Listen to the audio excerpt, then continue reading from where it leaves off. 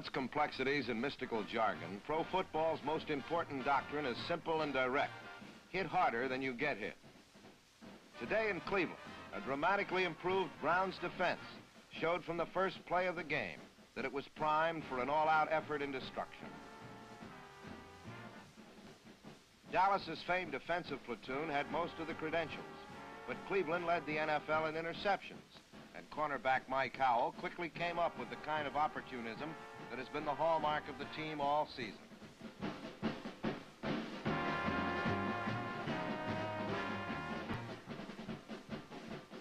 Cleveland's offense has gained most of the recognition, and today this explosive force was bolstered by the return of star flanker Gary Collins, who was injured most of the season.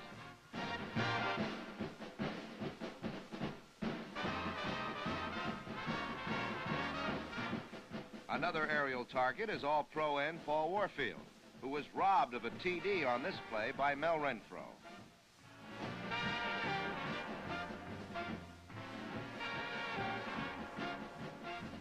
However, Don Cockcroft's 38-yard field goal put Cleveland on the scoreboard first, 3-0.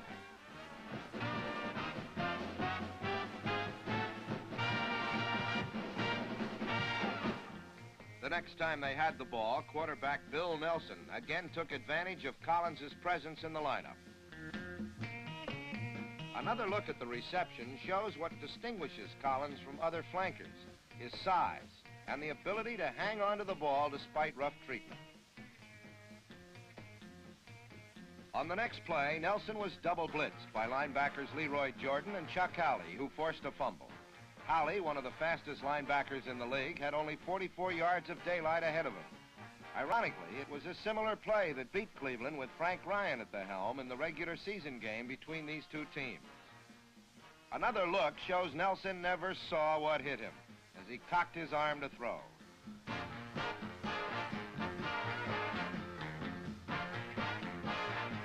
Dallas was now out in front, 7-3.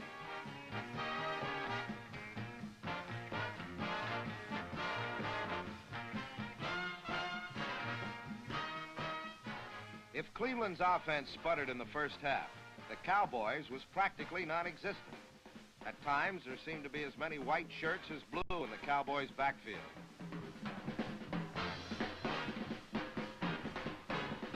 Cleveland's defensive strategy was to attack the quarterback, as Don Meredith was painfully made aware. When he wasn't being pounded to the ground, he was pressured into desperate heaves, far wide of any target. Cleveland's offense wasn't doing much better. Despite the fact his line had afforded him the best pass protection in the league this year, Nelson was scrambling more than he enjoyed. And the bomb to Warfield again was thwarted by the same speedy Renfro. Then a pass deflected by Bob Lilly was grabbed by linebacker Edwards, and Dallas had the ball on the Cleveland 33.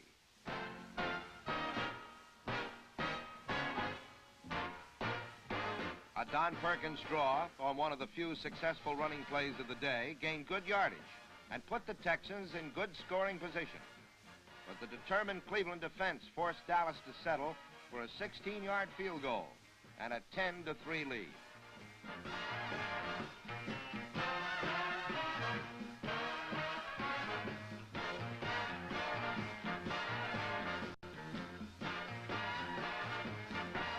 Nelson tried to hit Warfield once again with the long pass, but the fleet end, who was having his finest year, was effectively double-teamed.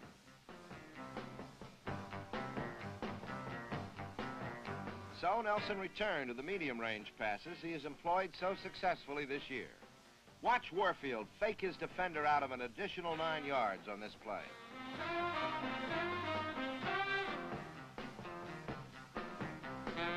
Nelson then went to huge Milk Morin over the middle for 18 yards. He capped this 85-yard drive with a 46-yard pass to Leroy Kelly, who hauled it in with no one but an official more than 10 yards near him.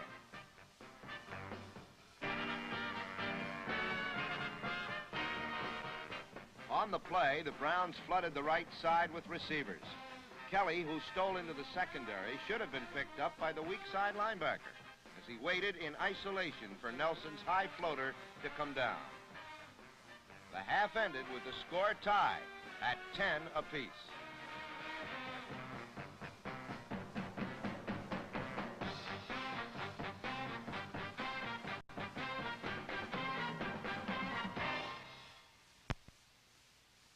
Kelly's TD shocker had tied the score for Cleveland, but more importantly, they began the second half with momentum on their side.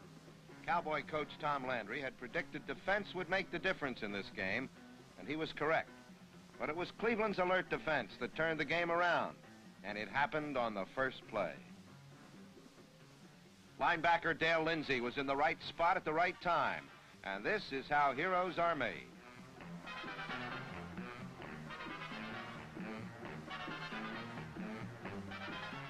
The Browns were suddenly a touchdown ahead.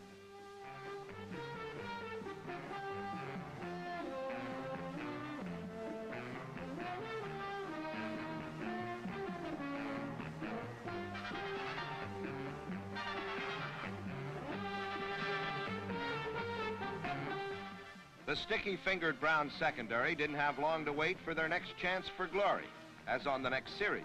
Ben Davis hauled in a deflected pass intended for Renzel.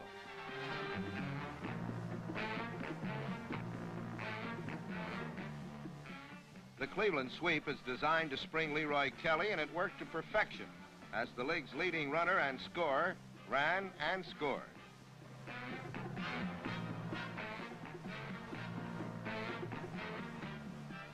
The ground camera shows the key blocks were by number 73, Monty Clark, on the cornerback, and downfield by number 54, center Fred Hoagland, on the safety.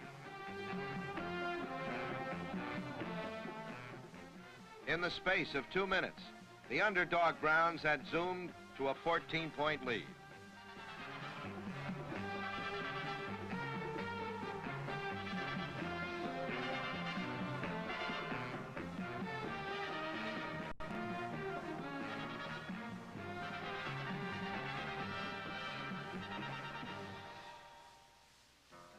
In an effort to generate some spark, Landry inserted Craig Morton at quarterback, and the difference was immediately discernible. Rolling left, he hit Renzel for 14 yards.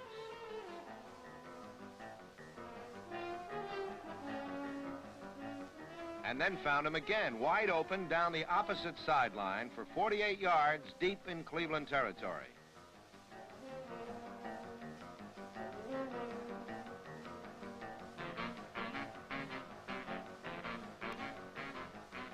But on this day, it mattered little who was quarterbacking.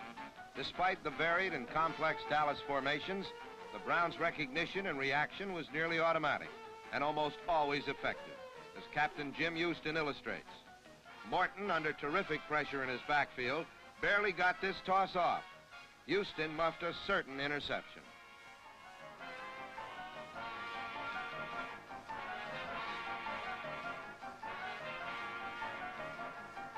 After a penalty pushed them back, Morton, with 270-pound Jim Kanicki on his back, somehow unloaded a pass to Pettis Norman that put the club in field goal range.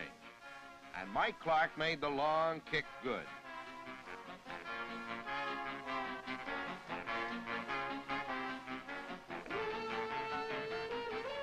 Browns 24, Dallas 13. The next time they had the ball, Don Perkins fought for a nice gain, just as the quarter ended.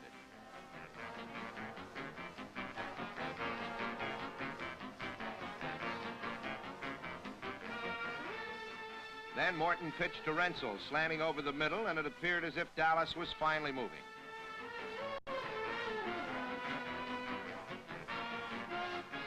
Middle linebacker Bob Matheson plugged a hole to stop Bainham for no gain.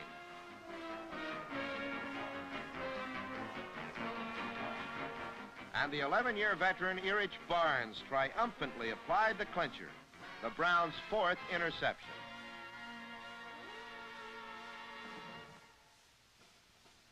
It was the Browns' offense who finally went into high gear when they most needed it. Kelly, with his incredible starting speed, shot through the middle for 18 yards.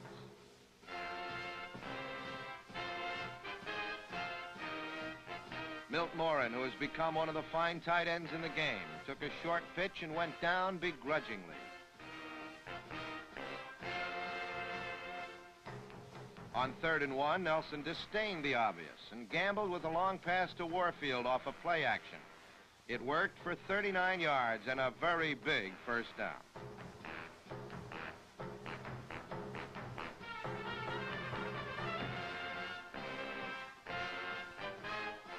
Next, Nelson went to Morin despite tight coverage, and he hung on at the 2-yard line.